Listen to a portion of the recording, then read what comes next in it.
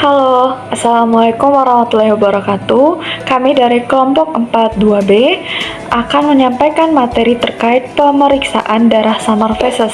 Adapun isi materi yang akan kami sampaikan yaitu pertama, pengertian darah samar, kedua, tujuan, ketiga, prinsip kerja, keempat, metode pemeriksaan, serta yang kelima yaitu pemeriksaan darah samar feses.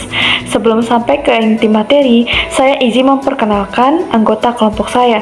Yang pertama, Amelia Idris, Asmila Ermi, ketiga, Fitriani Waleuru, keempat, Ingrid Agnes Maromon, kelima, saya sendiri sebagai moderator, Mahani Auria, keenam, Marcelita Stella, ketujuh, ada Nazlatan Ukhra Umarela, kedelapan, Novia Ramadanti, kesembilan, Resti Rianti Amanukwani, kesepuluh, Sari Masugi, dan yang terakhir 11 yaitu Yohanes Marco. Kepada pemateri saya persilahkan. Perkenalkan, nama saya Yohanes Marco Biongkom. Di sini saya akan menjelaskan tentang pengertian darah samar. Tes terhadap darah samar dilakukan untuk mengetahui adanya pendarahan kecil yang tidak dapat dinyatakan secara makroskopis atau mikroskopis. Pemeriksaan ini penting untuk mendeteksi dini gangguan usus besar, anemia, dan pendarahan saluran cerna. Hai, perkenalkan nama saya Amelia Idris. Di sini saya akan menjelaskan tentang tujuan pemeriksaan darah samar feses. Tujuannya dilakukan untuk mendeteksi kanker usus besar, pendarahan saluran cerna, dan digunakan untuk pemeriksaan fisik rutin dan screening. Mungkin itu saja yang dapat saya jelaskan. Saya kembalikan kepada pemateri selanjutnya.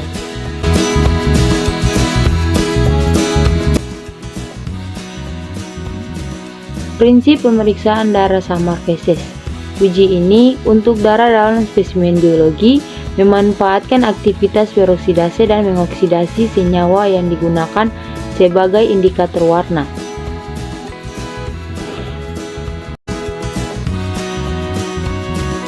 Halo teman-teman, perkenalkan nama saya Fitriani Waleuru. Di sini saya akan menjelaskan tentang metode pemeriksaan. Baik, metode pemeriksaan darah samar terbagi atas 3, yaitu yang pertama tes Benjana Basa, yang kedua tes Quaich, yang ketiga tes imunokimia. Tes Benjana Basa. Prinsip pemeriksaan hemoglobin sebagai peroksidase akan menguraikan H2O2 dan mengoksidasi benzina menjadi warna biru. Halo guys, perkenalkan nama saya Ingrid Maromo. Saya di sini akan melanjutkan metode pemeriksaan yang kedua, itu tentang tes Quaich.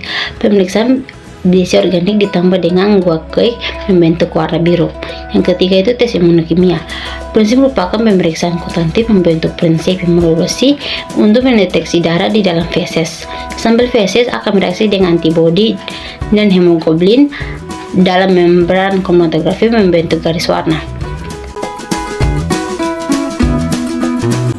Halo teman-teman, saya Nazlatan Ukhra Umarela yang akan melanjutkan materi mengenai pemeriksaan darah samar feses menggunakan metode benzidin basa. Metode benzidin basa memiliki prinsip pemeriksaan yaitu hemoglobin sebagai peroksida akan menguraikan hidrogen oksida dan mengoksidasi benzidin menjadi warna biru. Adapun alat dan bahan yang diperlukan dalam metode benzidin basa, yang pertama tabung reaksi, yang kedua rak tabung reaksi, yang ketiga hot plate, yang keempat hidrogen peroksida 3%, yang kelima asam cuka glasial, yang keenam natrium klorida 0,9%, yang ketujuh kristal benzidin basa, dan yang kedelapan sampel tinja yang akan diperiksa. Untuk lebih jelasnya, teman-teman dapat melihat gambar yang telah tertera pada materi yang saya sampaikan. Sekian dan terima kasih. Hai guys, perkenalkan saya Asmila Ermi. Di sini saya akan menjelaskan terkait dengan syarat pengambilan dan pengumpulan sampel, yang dimana terdapat 3 tahap dalam pengambilan sampel, yaitu pra-analitik, analitik, dan pasca-analitik. Nah, teman-teman, di sini saya akan menjelaskan terkait dengan yang pertama, yaitu pra-analitik, yang terdapat beberapa hal yang perlu diperhatikan dalam pengambilan sampel feses agar tidak mengganggu interpretasi, yang meliputi persiapan pasien, yaitu pasien dilarang menelan barium, bismut, dan minyak dalam 5 hari sebelum pemeriksaan dilakukan. Kemudian untuk obat-obatan yang dikonsumsi seperti aspirin, kortikosteroid harus dihentikan sementara. Lalu minta pasien untuk terlebih dahulu buang air kecil agar urin tidak tercampur dengan sampel feses. Baik teman-teman, mungkin itu saja yang dapat saya jelaskan terkait dengan tahap yang pertama, yaitu pra-analitik. Saya harap teman-teman dapat memahami apa yang telah saya sampaikan. Sekian dan terima kasih. Hai, perkenalkan nama saya Sari Masugi. Selanjutnya saya akan menjelaskan mengenai tahap analitik dari metode benzenit basa pada pemeriksaan darah samar feses, yang dimana pada tahap ini terdapat alat dan juga bahannya.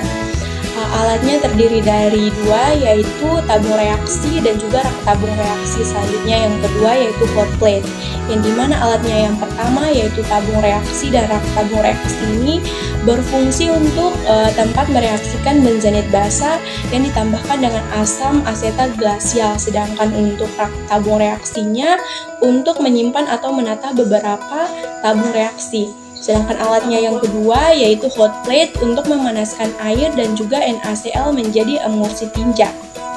Nah, jika tadi sudah alatnya, maka selanjutnya akan saya sebutkan bahan-bahannya, yaitu yang pertama ada hidrogen peroksida 3% yang segar, yang kedua ada NaCl 0,9%, dan yang ketiga ada asam cuka glasial, yang keempat ada kristal benzenit basa, dan yang kelima ada tinja yang akan diperiksa.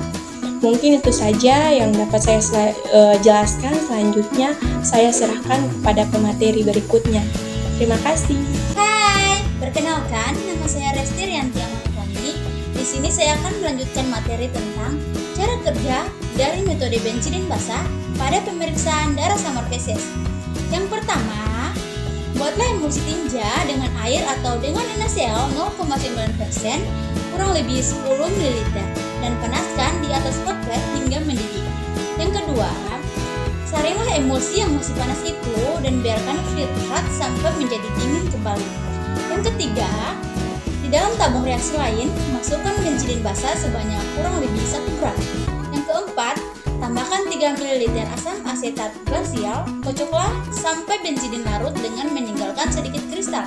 Yang kelima, tambahkan 2 ml filtrat tinja, lalu campur, tambahkan 1 ml H2O2, 3% segar, lalu campur.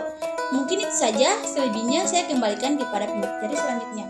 Terima kasih. Halo guys, perkenalkan nama saya Novita Marinti. Di sini saya akan menjelaskan mengenai interpretasi hasil dari pemeriksaan benzidin.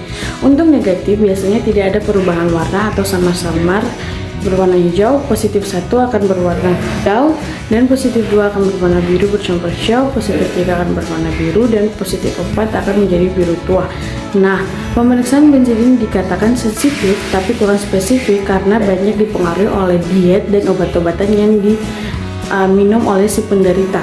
Di samping itu, benzidin dikatakan memiliki efek karsinogenik dan mulai ditinggalkan. Nah, untuk materi selanjutnya akan disampaikan oleh teman-teman saya. Terima kasih. Baik, sebelum menutup presentasi kami, saya akan sedikit memberi kesimpulan tentang materi kami, yakni tes terhadap darah samar dilakukan untuk mengetahui adanya pendarahan kecil yang tidak dapat dinyatakan secara makroskopis ataupun mikroskopis. Pemeriksaan ini penting untuk mendeteksi dini gangguan usus besar, anemia, dan pendarahan saluran cerna. Adapun 3 metode pemeriksaan darah samar, yaitu tes benzidin basa, tes guaik, serta tes imunokimia. Tes benzidin basa dengan prinsip kerja hemoglobin sebagai peroksidasi akan menguraikan H2O2 dan mengoksidasi benzidin menjadi warna biru. Sedangkan tes guaik dengan prinsip pemeriksaan yaitu besi organik ditambah guam guaik membentuk warna biru. Dan yang terakhir yaitu tes imunokimia dengan prinsip yang merupakan pemeriksaan kualitatif menggunakan prinsip imunosai untuk mendeteksi darah di dalam feses. Sampel feses akan bereaksi dengan antibodi antimoglobin dalam membran kromatografi membentuk garis warna. Sekian dari presentasi kelompok kami. Mohon maaf jika ada kesalahan dalam presentasi kami. Sekian, wassalamualaikum warahmatullahi wabarakatuh. Terima kasih.